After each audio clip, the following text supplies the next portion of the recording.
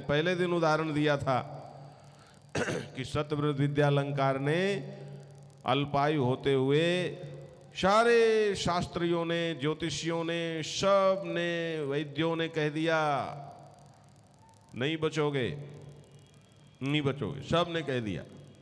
उन्होंने वेदों का अध्ययन किया और वेदों में 100 वर्ष तक जीने की बात कही गई है और उन्होंने अक्षरशः उसका पालन किया और घोषणा की कि अब यदि मैं मर जाता हूं तो वेद झूठे हैं। हिम्मत कर सके, क्यों? क्योंकि उन्होंने अक्षरशः पालन किया और वास्तव में हमारे सामने है उनका इतिहास। आर्य समाज के बहुत बड़े विद्वान हो गए, वास्तव में वो 102 साल तक जीवित रहे। ये तो तुम्हारे सामने है, विधि विधान। अब देखो भगवान क्या कहते हैं, प्रत्यवायो न विद्यते।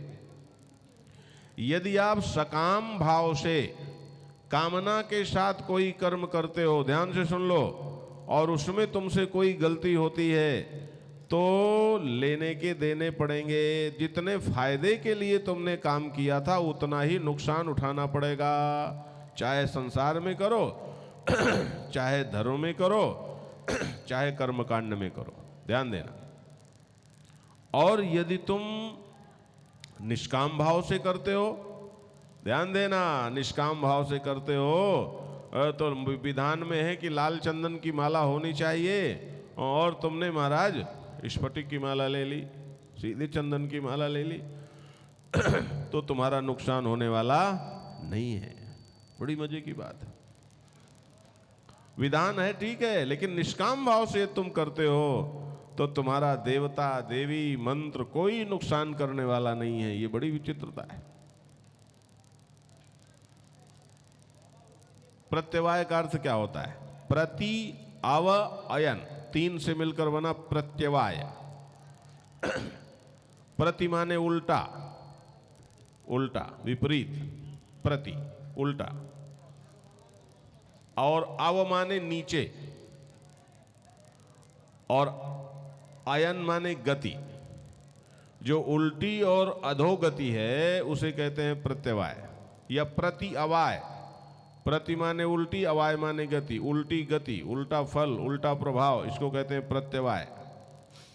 तो आपको कर्मकांड में, कर्म के क्षेत्र में प्रत्यवाय लगता ही लगता है यदि आप कायदे से काम नहीं करोगे।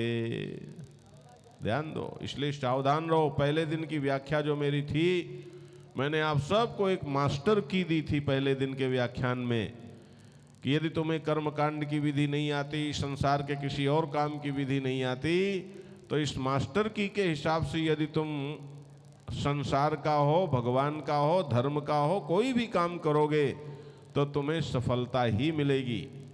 पहले दिन बताया था। और वो क्या मास्टर की थी, और मैंने तुम्हारे उसी दिन प्रमाणित भी किया था।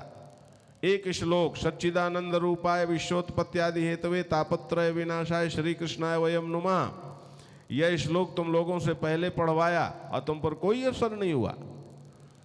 और यही श्लोक बाद में मैंने शरीर, प्राण, मन, बुद्धि और हृदय, इन पांचों के अलाइनमेंट के साथ, इन पांचों की एकता के साथ आप सबसे पढ़वाया था। और 100% लोगों को भगवान श्री कृष्ण की सहज और साक्षात अनुभूति हुई थी कि नहीं हुई थी? बोलो, जो लोग हैं उस दिन रहे होंगे। ध्यान देना। तो ये क्या है? ये क्या है? ये कोई हवा में बात नहीं करते कृष्ण। मैं यूं ही नहीं तुम्हें गीता सुनाने आया हूं मुझे खुद लगा कि अरे इतना श्रेष्ठ ज्ञान, और उसके बाद हिंदुस्तान के लोग रोएं, लड़ें आपस में, कितनी बड़ी मूर्खता है। इसलिए मैं तुम्हारे पास आया हूं। भगवान कहते हैं कि ये जो निष्काम कर्म योग है, इसमें प्रत्यवाय भी नहीं होता। यदि तुम्हें नहीं ठीक से बना तो भी नुकसान नहीं। अब बोलो क्या क्या उचित है तुम्हारे लिए? फायदा फिर किसमें ज्यादा है? कि नहीं हमारा तो कामना कैसे ना करें, कमाल है। नहीं हम तो बुद्धुए रहेंगे, तो बने रहो, फिर हम क्या कर लें बताओ तुम्हारा है? अरे भैया, तुम्हारे हाथ में जो है वो यही है। भगवान कहते हैं नेहा विक्रमना सोस्ति प्रत्यवायो न विद्यते, और स्वल्पमप्यस्य धर्मस्य त्रायते महतो भयात्। यदि थोड़ा सा भी तुम निष्काम कर्म करोगे, थोड़ा भी, तुम्हें महान भय से वो छुटकारा दिलाएगा। थोड़ा भी, ये भगवान की वाणी है। करो तो जरा, अपने पूरे दिन में तुम एक काम निष्काम करो, कोई भी, देखो तुम्हें कितना आनंद मिलता है। तुम पक्षियों को चुगाओ, लेकिन मन में ये ना आए कि पुण्य मिलेगा। उसी समय तुम्हें जाने क्या मिल जाएगा, उसी समय करो तो सही। स्वल्पमपि थोड़ा भी ये तुम निष्काम कर्म योग करते हो तो त्रायते महतो भयात, बहुत बड़े से बड़े भय से तुम्हारी रक्षा कर देता है।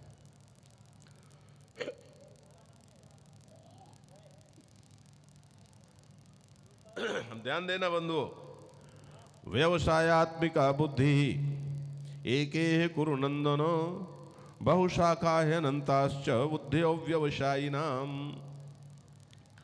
अब कितनी स्पष्ट बात, ये देखो मनोविज्ञान गीता का भगवान कहते हैं, हे कुरुनंदन माने सारे कुरुवंश को जो प्रसन्न करने की इच्छा वाला है, भगवान उसको स्वीकार करते हैं। तुम कुरुनंदन हो, सारे कुरुवंश को खुश करने की तुम्हारी कामना है, सारे कुरुवंश को आनंद देने का तुम्हारा भाव है। इह, ध्यान से समझना, इह माने यह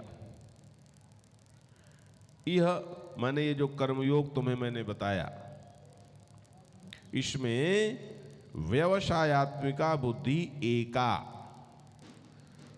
इसकी बुद्धि कौन सी है? व्यवसायी बुद्धि है। अभी व्यवसायी माने तुम व्यापारी न समझ लेना, हाँ,